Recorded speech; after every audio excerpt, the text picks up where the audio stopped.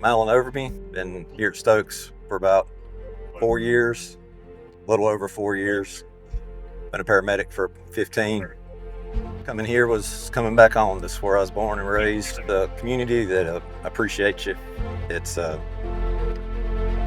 people are salt of the earth out here. When they call you, they probably should have called you yesterday.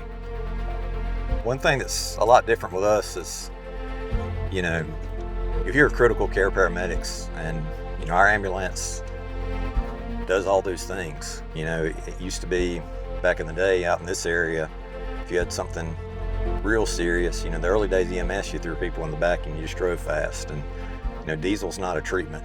And we have a pretty broad skill set. We have some advanced protocols, and there's things we do now that if we did not do, those people wouldn't live.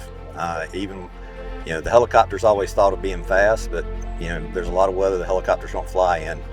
We get low-lying fog, we get weather events. There's lots of conditions where that bird's not going to go in the air, and so we are the answer. One thing I try to stress to folks out here is, on our current schedule, 24/48, we live together every third day. Our entire shift, we all show up every third day, and so you got to be tight. Going to a different schedule, which will help folks with a life-work balance, where they'll be showing up every fourth day, but it's still going to be the same principle. You're showing up, working as a unit. We have trucks that'll hear a bad call come out in their district for another truck, and they just show up, not even assigned to it, to assist them with those bad calls. That's one of the biggest things I think as a supervisor here is you're so far away, at times from the hospital.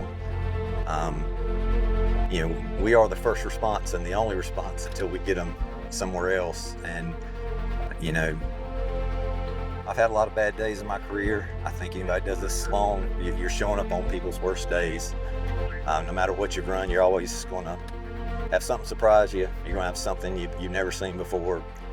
And I think that sometimes in a busy system, there is no one coming. It's you and maybe an EMT. And out here, just knowing that most of our trucks, most times, is two paramedics. You've got that other paramedic brain, that other paramedic's set of skilled hands. And then you've got a supervisor coming that cares, that does not want you to feel alone. That meant a lot to me when I came here. For a long time, earlier in my career, you feel like as a solo or a senior paramedic, a seasoned provider, it's you and a basic, and you carry all the weight. And just knowing you've got somebody else in the truck to help carry that weight, knowing somebody is going to be there on that bad day to help you through those worst things, and ultimately contribute to a better outcome for those people, because that's a big part of the morale and how you feel about this work. Is if you feel like you help people, you feel like you gave them everything you had and you had everything you needed. And I think that more times than not, that happens here. Some systems that just structurally, call volume, that may not be the case. This is a place that you're going to be supported from the inside out, from inside your own truck, from your supervision, your administration. There ain't a lot of red tape. There aren't a lot of layers. Our administration's small. There's, when they say open door, when I say open door, it means that door stays open all day, and those folks can come to us with their issues. We can take immediate action on things and improve things. And I think that this work matters, and the people here understand that what we do matters, what you do matters, and how we do it matters. I think the mama rule applies. It's a long time ago, my EMT instructor told me that you treat every patient like they're your own family. Well, the reality is my family lives out here, and a lot of the folks that work here, their families live out here.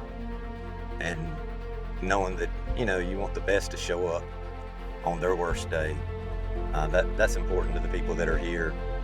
And I think that's something that when you have the right kind of environment, you're set up to perform at a high level.